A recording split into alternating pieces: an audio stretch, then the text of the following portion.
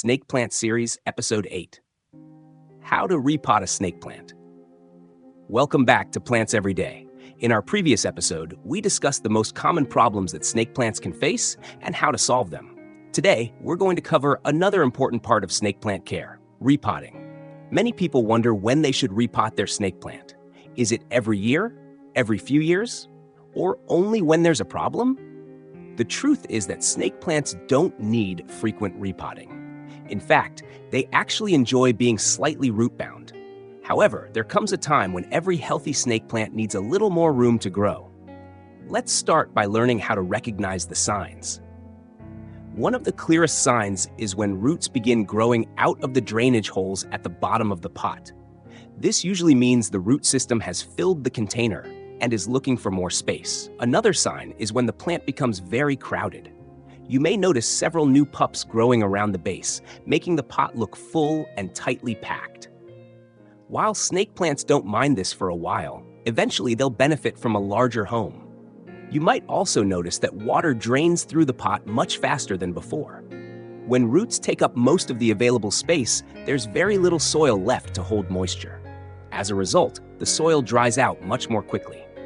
Sometimes an older plastic pot may even begin to bulge because of the pressure created by the expanding root system.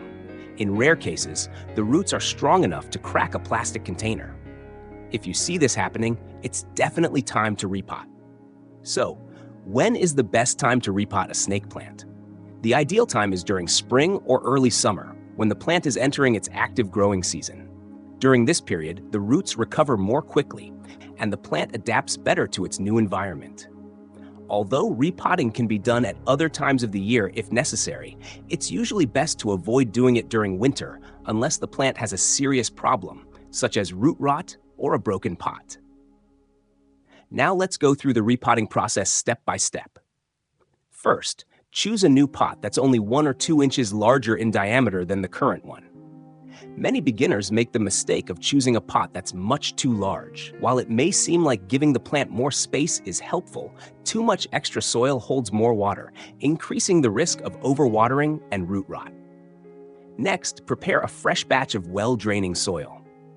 As we discussed in the previous episode, a cactus or succulent mix is an excellent choice. If you're using regular potting soil, mix in perlite or coarse sand to improve drainage. Carefully remove the snake plant from its current pot. If the roots are tightly attached to the sides, gently squeeze a plastic pot or tap the outside of a ceramic pot to loosen the root ball. Avoid pulling on the leaves, as this can damage the plant. Once the plant is out of the pot, take a close look at the roots. Healthy roots should feel firm and appear white or light tan. If you find soft, black, or mushy roots, trim them away using clean scissors or pruning shears. This is also a great opportunity to remove old soil that's become compacted over time. If your snake plant has produced several pups, you can also divide the plant during repotting. Simply separate the offshoots with healthy roots attached and place them into their own pots. This is one of the easiest ways to create new snake plants. Now place your snake plant into the new pot. Position it so the base of the leaves sits at the same level as it did in the previous container. Fill in the space around the roots with fresh soil, gently pressing it into place without packing it too tightly. The roots need air as well as water. What should you do after repotting? Many people think they should water immediately, but opinions vary. A light watering is usually fine if the roots are healthy. However, if you've trimmed damaged roots, many experienced growers prefer waiting a few days before watering. This gives the cut surfaces time to heal and reduces the risk of infection or rot. After repotting, place your snake plant in bright, indirect light and avoid fertilizing for several weeks. The plant needs time to adjust to its new container before receiving extra nutrients. Don't be surprised if your snake plant seems a little quiet after repotting. It's completely normal for growth to slow temporarily while the roots establish themselves. With patience and proper care, you'll soon see healthy new leaves begin to appear. To summarize, repot your snake plant only when it truly needs more space. Look for signs such as crowded roots, pups filling the pot, roots growing through drainage holes, or containers becoming misshapen.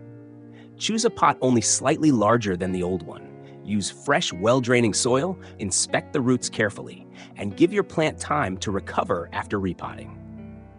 By following these simple steps, you'll provide your snake plant with the perfect environment to continue growing strong and healthy for many years. Thank you for watching Plants Every Day.